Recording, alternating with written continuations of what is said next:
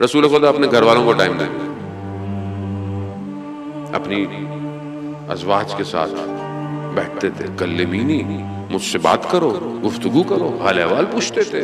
یہاں آدمی 4-5 نمازیں پڑھ لے، یہ کر لے، تو گھر والوں سے بات نہیں کرتا، اسے لگتا ہے فرشتے اسی کے آس پاس گھوم رہے ہیں۔ ایسی ہے اور کیا، تھوڑا سا یوں ہو جائے۔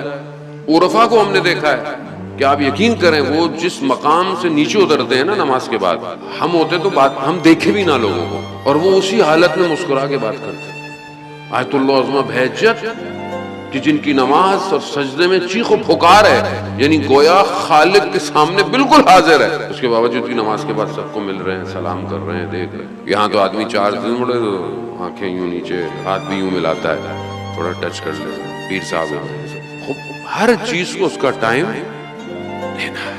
اب ایسا بھی نہیں ہے پورا دن آفس ہے، 24 گھنٹے آفس ہے، کام ہی کام کیے جا رہے ہیں، اور جب سے یہ موبائل وغیرہ آ گیا اب تو گھر میں بھی کام ہو رہا ہے۔ نہیں، ایسا نہیں ہے، آپ کو خود بیلنس کرنا ہے۔ سب کچھ ہے، سارا دن آپ کام ہی کام کیے جا رہے ہیں، آپ فیملی کو کب ٹائم دیں گے، اولاد کو کب ٹائم دیں گے؟ کیا کریں؟ آپ بولے نہیں ہم اولاد ہی کے لیے تو کر رہے ہیں۔ اولاد کو صرف پیسہ نہیں چاہیے، سرپرست چاہیے۔ اگر آج آپ اپنے بیٹے سے یا بیٹیوں سے گفتگو نہیں کریں گے، تبھی تو ہے وہ آج انسٹاگرام پہ، اسنیپ چیٹ پہ، فیس بک پہ دوسروں سے باتیں کرتے ہیں، کیونکہ گھر والے بات ہی نہیں کر رہے۔ بچوں کو مہر اور محبت چاہیے، اگر آپ نہیں دیں گے تو کیا ہوگا؟ اور اہل بیت کی زندگی میں دیکھیں، خود روایات میں خود مولا کائنات بی بی سیدہ بچے یہ بعض اوقات جاتے تھے ایسی جگہوں پر، گھر سے کھجور لے گئے، باہر بیٹھے، گفتگو ہے۔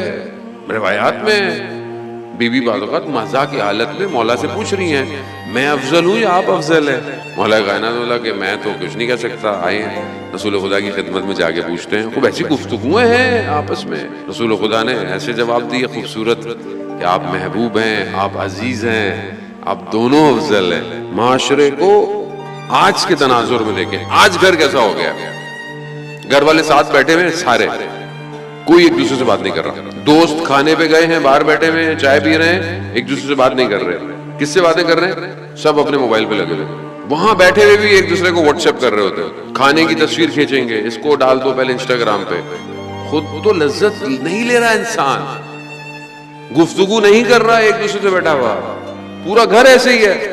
اسلام تاکید کرتا ہے دسترخوان پہ بیٹھنے کی، چاہے بہرحال ٹیبل بیٹھ کے آپ کھانا کھائیں، لیکن ایک وقت تو پورا گھر ساتھ بیٹھے گفتگو کرے، باپ بیٹے سے، بیٹا باپ کو، بیٹی سب بات کرے۔ آج کل تو ماڈرن ہے، ہر کوئی دیر سے آیا، کوئی آیا، یہ آیا، وہ الگ فوڈ پانڈا ہے، وہ الگ فوڈ پانڈا، ہر کسی نے اپنی اپنی اپلیکیشن ہے، وہ یہ کھائے گا، وہ کھائے گا، اپنے اپنے کمرے میں، اپنے اپنے موبائل۔ یہ گھر فاطمی گھر نہیں ہے، اسی گھر کے اخلاق کو تو دشمن توڑا ہے۔ کہاں آئے گا وہ؟ اللہ جائے، کس کے گھر آئے؟ جب ہم گھر والے ایک دوسرے سے بات نہیں کرتے۔ کیا ہمارے کھانے کی میز میں ایک پلیٹ اس لیے کوئی رکھتا ہے کہ میں امام زمانہ کو حاضر ناظر جانتا ہوں کہ وہ میرے کھانے میں میرے ساتھ ہوں؟ وہ ایک حصہ حلال رزق، ایک حصہ فیملی، حلال لذتیں، اور یہ ساری چیزیں انسان کی ساری چیزوں پر اثر کرتی ہیں۔ آج انسان کیوں اتنا ڈسٹرب ہے؟ کیونکہ وہ اس کی زندگی میں حلال لذت نہیں ہے، اٹھنا بیٹھنا نہیں ہے، آنا جانا نہیں ہے، دوستوں کے ساتھ بات کرنا نہیں ہے۔